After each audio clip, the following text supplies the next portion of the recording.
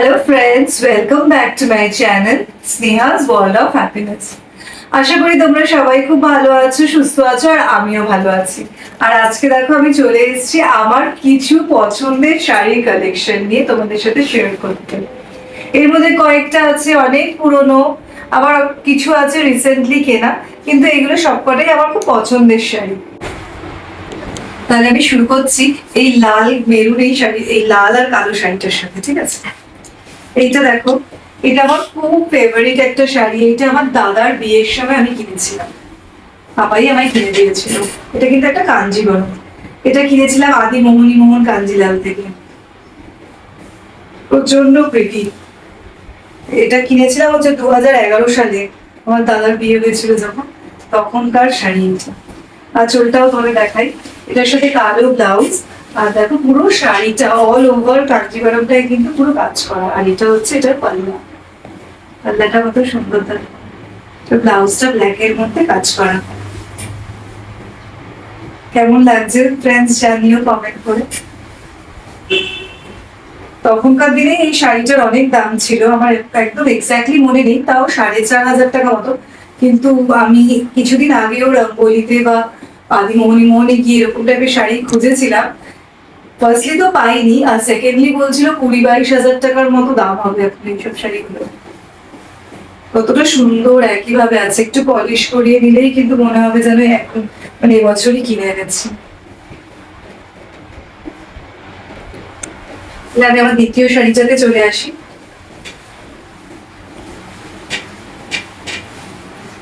এই দ্বিতীয় শাড়িটা হচ্ছে এই শাড়িটা, এটা একটা কাতান সিল্ক।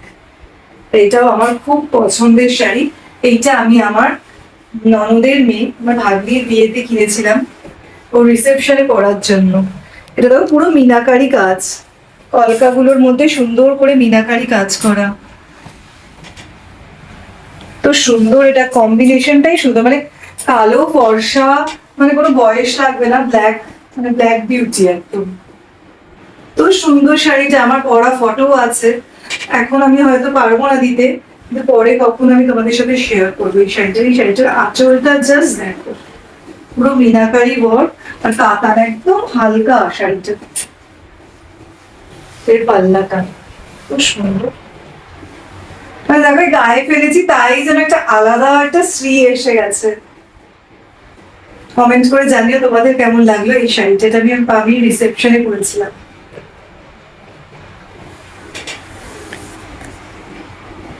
কাজ করা, এখানে আমি নেট বসিয়ে নিয়েছি, এখানে পাতলা করে আমি নেট বসিয়ে নিয়েছিলাম যাতে এই কাজগুলো মানে কোনো রকম আংটি বা চুড়িতে লেগে নষ্ট না হয়।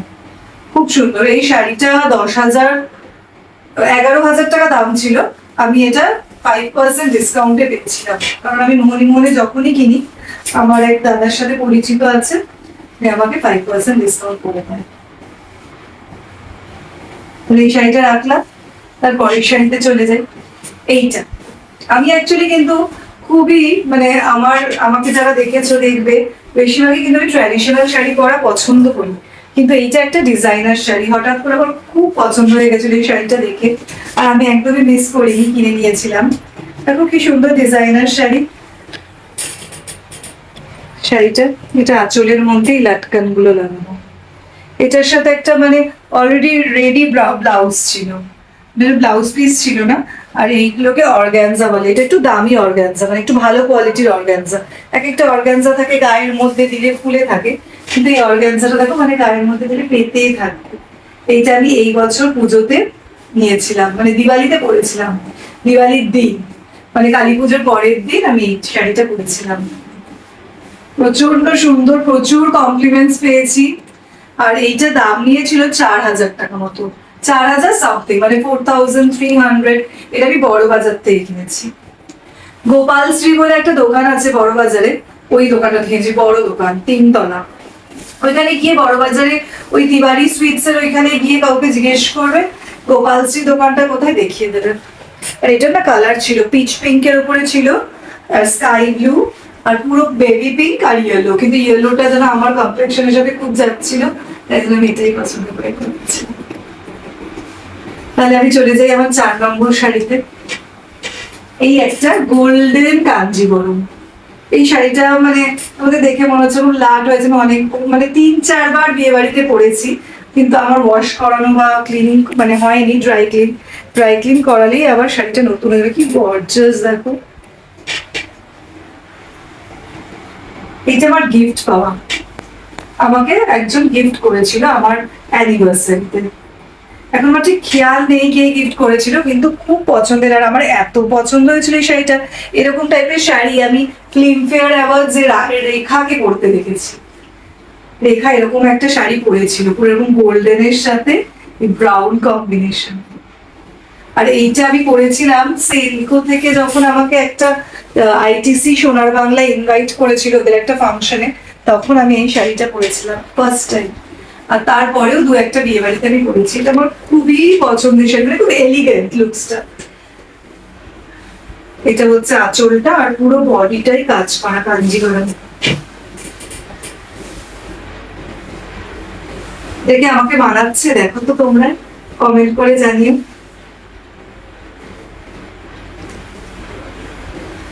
এটা আমার 4 নম্বর শাড়িটাও আমি রেখে দিচ্ছি।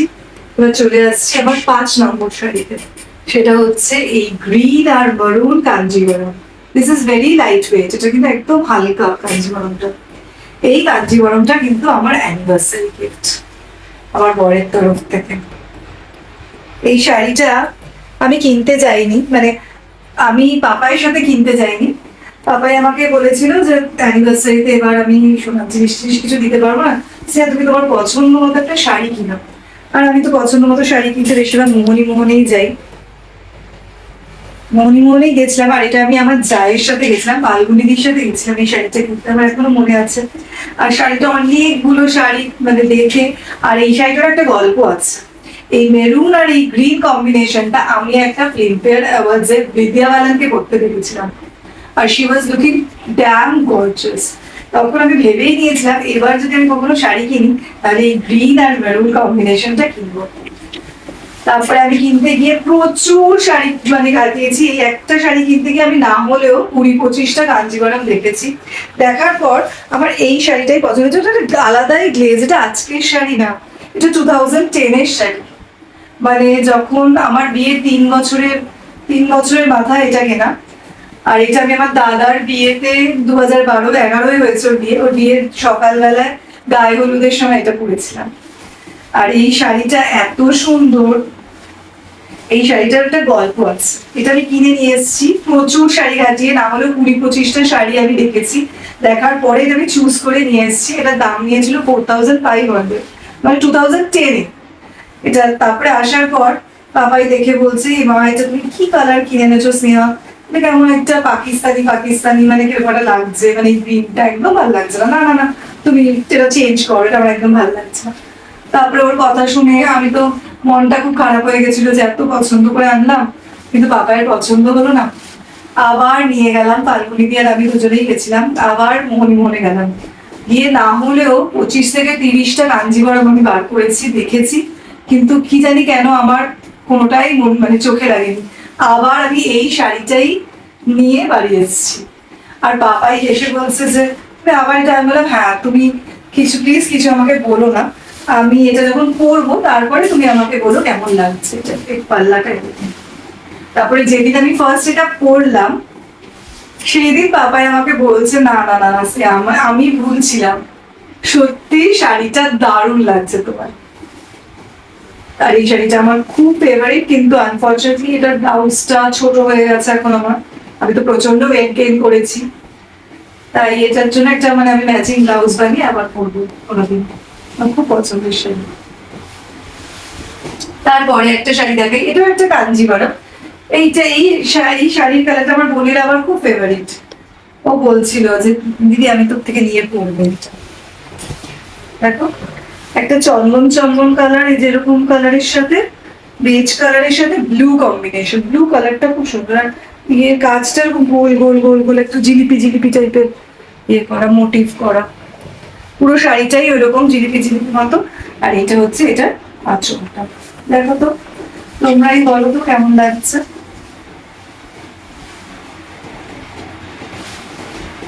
ভালো লাগছে। এই শাড়িটা আমায় কেউ দেয়নি, এটা আমি নিজেই নিজের টাকা দিয়ে কিনেছিলাম। তাও এটাও প্রায় 10 বছর আগের শাড়ি। খুব হালকা ওয়েটের একটা কাঞ্জিবরম।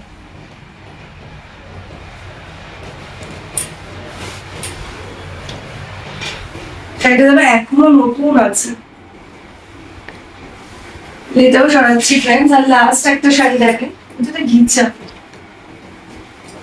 ঘিচা খুবই লাইট ওয়েট, দিনের বেলার অকেশন, রাত্রিবেলার অকেশন, হালকা কোনো পার্টিতে পরার জন্য পারফেক্ট শাড়ি। আর কালারটা দেখো জাস্ট কি মিষ্টি, রোজ pink colour, rose pink with black combination. খুব সুন্দর শাড়িটা। আমি খুব কম পরেছি এই শাড়িটা, মানে একবারই পরেছি, একবার পরে শেরে পাঞ্জাবে খেতে গেছিলাম, আর তারপর আমার মনে পড়ছে না কোথাও পরেছি। কিন্তু এবার কোনোদিন পরলে তোমাদের সাথে নিশ্চয়ই শেয়ার করবো। এইটা এটার আঁচল, গায়ে লাগিয়ে দিই।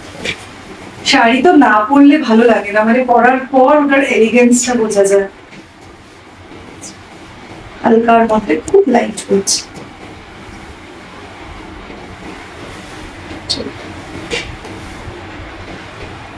কালারটা কি আমায় মানাচ্ছে?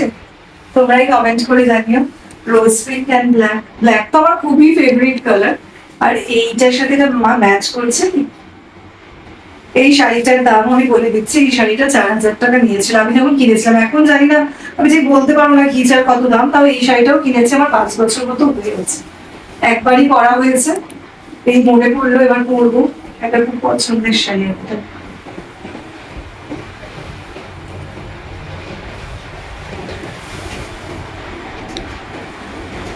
তোমাদের যেই শাড়িটাই ভালো লাগে, মানে ভালো লেগেছে, মানে যেটাই ভালো লেগেছে না কেন, আমাকে একটু প্লিজ জানিও, কমেন্ট করো।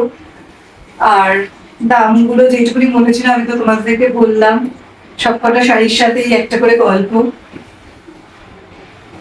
এই অবধি আজকে এই কটাই শাড়ি আমি নিয়ে এসেছিলাম তোমাদের দেখাবো বলে। তোমার যদি আমার এরকম টাইপের ভিডিও দেখতে ভালো লাগে, তাহলে অবশ্যই আমায় কমেন্ট করো, আমার আরো কালেকশন তোমাদের সাথে শেয়ার করবো। জুয়েলারি কালেকশন হোক, শাড়ির কালেকশন, আর ড্রেসের কালেকশন, এইসব তোমাদের সাথে শেয়ার করবো। যদি তোমাদের আজকের ভিডিওটা ভালো লেগে থাকে, then please like, share and comment, and যারা নতুন দেখছো please subscribe my channel. Good night.